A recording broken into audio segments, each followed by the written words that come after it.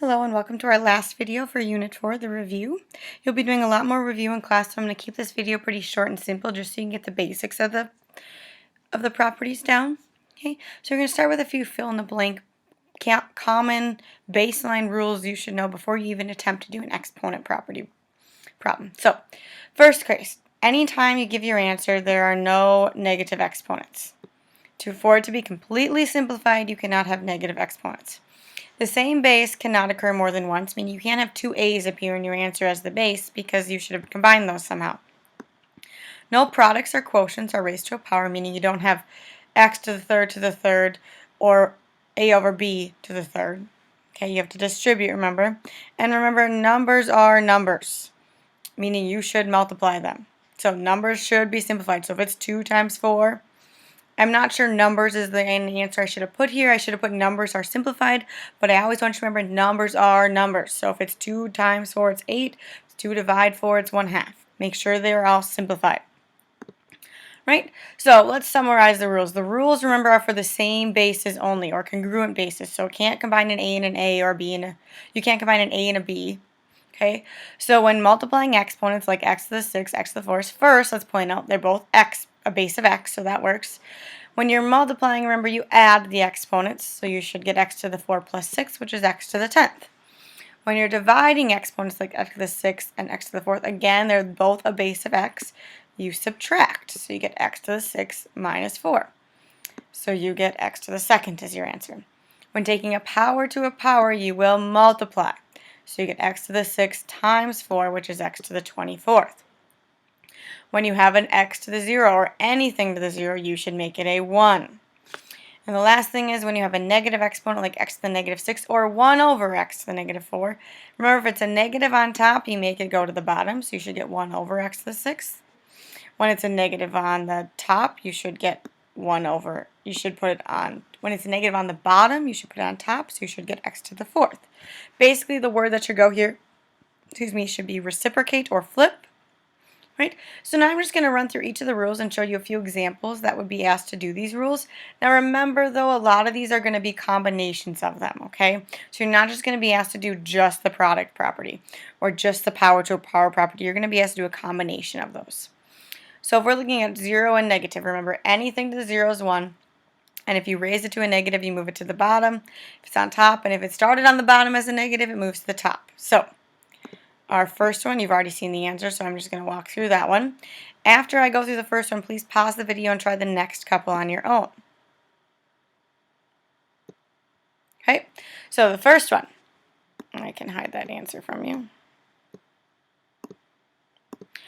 First one is 5 to the negative 2, so you should put it on the bottom or the denominator, so you get 1 over 5 squared, which is 1 over 25. All right, try the next 3 on your own, and I will show you the answers. So pause the video. Alright, so the next one you should have putting it on top. So you should have put 3 to the 3rd. Simplify your numbers, you get 27. The next one, the 2 to the negative 2 should go on the bottom. The 5 to the 3rd can stay on the bottom because it's not negative. So you should just move the 2 to the bottom. So you get 1 over 2 squared and, oops, excuse me, that should have said 5 to the 3rd. Hold on, let me fix that. So 5 to the 3rd is actually 125, which means 4 times 125 is actually 500. So there's your answer if you fixed it. So you get 1 over 2 squared times 5 to the 3rd. Well, 2 squared is 4. We just talked about 5 to the 3rd is 125. And then you multiply 4 times 125 to get 500.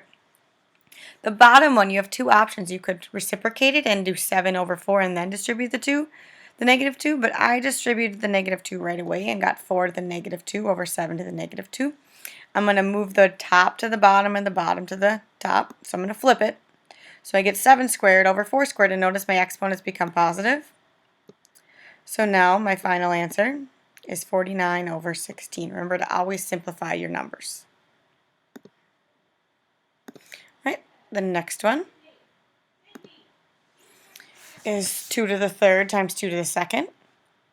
You should be able to do these 4 pretty quickly. You can't do the bottom one because I can't show you the full problem, but go ahead and try the top 3 real quick and see what you get. So the top one, you should have simply written 2 to the 5th. Remember, same base being multiplied, you add the exponents, so 2 to the 5th is 32. The next one you should have added your exponents and got x to the 8th. And the next one, notice the only common bases you have are b to the negative 1 and b to the 3rd. Well, 3 plus negative 1 is 2, so I get a to the 2nd, b to the 2nd, and c, and I could have put a 1 next to the c if I wanted to. Right, and the last problem is this. It's pretty long, but notice, remember, my numbers are my numbers. Let me get my pen. So my numbers are my numbers, so I'm just going to multiply those. That's why I got 10. Then I have an m to the 1st and an m to the 4th, which leaves me with an m to the 5th. And I have an n to the 3rd and n to the 4th, which leaves me with an n to the 7th. Right? Recall the quotient property. When you have two of the same bases being divided, you subtract the exponents. So again, the first one should be simple. Go ahead and try the next 4 on your own, and I'll run through the answers. So you should have done 3 to the 4th, which is 81, because 6 minus 2 is 4. The next one is a little bit difficult. It's 2 minus a negative 1, which turns into a positive, so you should get 4 to the 3rd. And you can take a calculator if you don't know this, but 4 to the 3rd is 64. Alright, the next one, you have two x's that have the same base, so 3 minus 1 is x to the 2nd. And 2 minus 5 for the y's is a negative 3, which remember that just means it's going on the bottom. Right, and the last one, I have an x to the 12th, x to the 8th, which should leave me with x to the 4th. And a negative 5 minus 2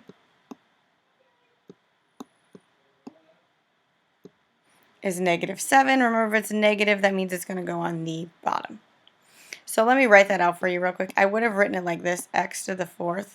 And when I subtract them, it always goes on top, so it would be y to the negative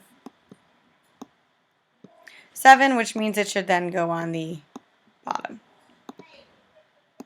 Right? Next one is the power of a power, which means you multiply the exponents. Whenever there's parentheses separating them, you should multiply. So these ones I kept nice and simple. 3 to the 4th to the 2nd is 3 to the 8th, and I didn't have a calculator on hand. Type in 3 to the 8th on your calculator. It's the little caret key to get it. Right? Next one, I don't have to simplify because it's a variable. It's 2 times 3, which gives me x to the 6th. Right? Power of a product, really I call it distributing the exponent. Now that's not correct because some of you are going to think you do that all the time. You don't. It's just when you have a multiplying in between them. If you have an addition or a subtraction in between a and b, you cannot do that. So I'm going to do 5 to the 2nd, x to the 2nd. And again, remember to always simplify your numbers. 5 to the 2nd is the same thing as 25, and I'm done. Next one, I get 2 to the 5th, b to the 3 times 5, and c to the 4 times 5, which gives me 2 to the 5th, b to the 15th, c to the 20th. I didn't have a calculator hand, so figure out what that, I believe that is 32. So could have written 32, b to the 15th, c to the 20th. Alright, the last one, or last couple, I should get negative 5 squared, and 2 times negative 2 is negative 4. So on top, I get negative 5 squared, which is really 25. And then when I did negative 2 times 2, I get negative 4, which means it should then go to the bottom. So my final answer is 25 over a to the 4th. Right, last one, I'm going to distribute the 5 to all three bases. I have a base of 3, a base of a, and a base of b. So I get 3 to the 5th, a to the negative 5, and b to the 10th. Remember that a to the negative 5 just has to go on the bottom.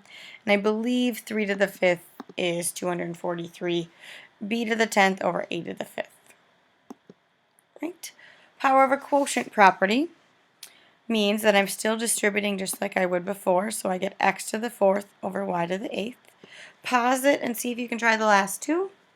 Don't forget no negatives in your answer. So that next one, you should get a to the negative 3 over b to the negative 6. And they're both negative, so I'm going to flip it, reciprocate it.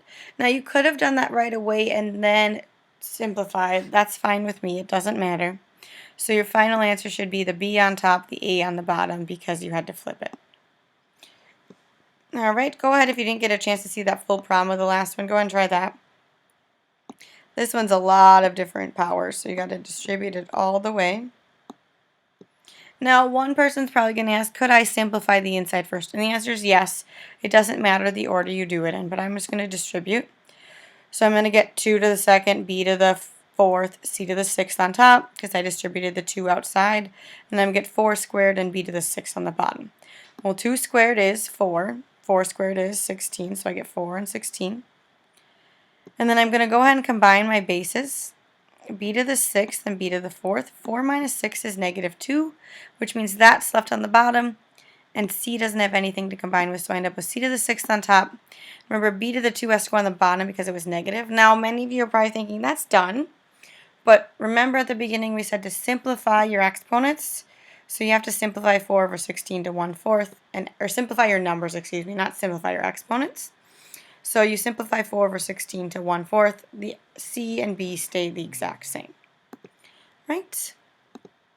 That is the end of it. I can go through a few more examples. I just want to quickly touch on negatives real quick. If there's a negative on the inside, if I want to put this to the second power instead of to the third, that would make it a positive.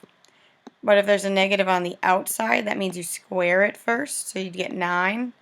And the negative gets placed on the outside. So watch out for those negatives. All right.